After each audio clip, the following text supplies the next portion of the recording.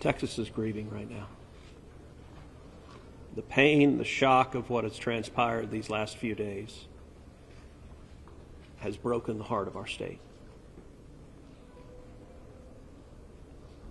As of yesterday, the confirmed death toll was 82, and those numbers are continuing to go up. The children, the little girls who were lost at Camp Mystic, that's every parent's nightmare. Every mom and dad. Last week, we were picking up our daughter from camp here in Hunt. Our girls have gone to camp here for a decade.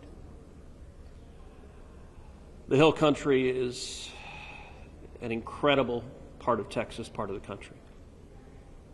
The natural beauty here is incredible. The camps that have raised generations of little girls and little boys and instilled character and love and faith are extraordinary institutions. And I'll tell you, the pain in our state, and it's every part of the state. You've got Texans from all over the state who were here celebrating the 4th of July. A week ago, this was a time of great celebration. You're dropping your little girl off at camp, your little boy off at camp. You're celebrating Independence Day. You know that your child is going to be swimming and canoes and horseback riding and doing archery and making lifetime friends. And then suddenly it turns to tragedy. For the last several days, I've spoken to multiple parents scared out of their mind. Do you know anything? Where is my daughter? There's still 10 girls and 1 counselor from Camp Mystic that are unaccounted for. And the pain and agony of not knowing your child's whereabouts, it's the worst thing imaginable.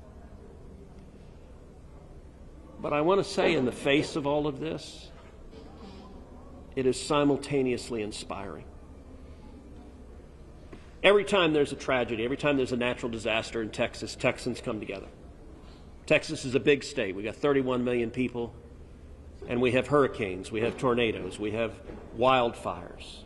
Tragedies hit this state, natural disasters hit this state, and without fail, 100 out of 100 times when that happens, we see Texans coming together, helping each other, engaging in acts of heroism. There have been over 850 high water rescues since this flooding began. 850. You look at extraordinary stories of Eagle Scouts pulling campers out of harm's way. I was just hearing a story of one counselor whose head was right at the water holding up 2 mattresses with campers on those mattresses. That kind of courage, that kind of selflessness. And then there are the first responders. The local first responders, I want to thank every one of the first responders at the local level, at the city level, at the county level, at the state level, at the federal level. In the first few hours of this flood, I was on the phone with Governor Abbott. I was on the phone with Lieutenant Governor Dan Patrick. I was on the phone with Nim Kidd, the head of the Texas Department of Emergency Management. And then I called President Trump. I called President Trump. He was having dinner at the time. It was still early in what was transpiring. And I wanted him to know, I said, Mr. President, everything we're hearing right now, this appears to be bad, really bad. There may be a very significant loss of life unfolding right now in Texas.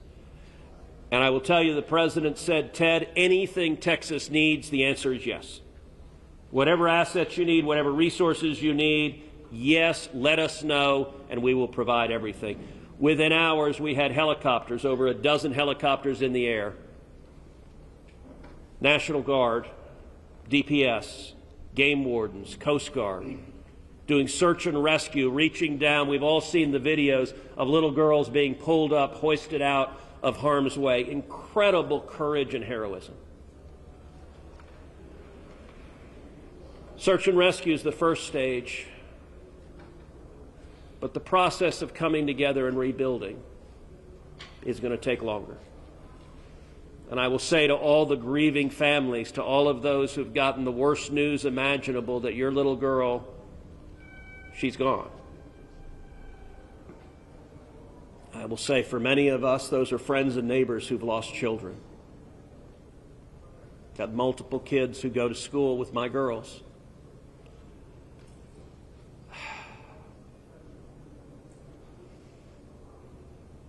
The mayor asked for prayers.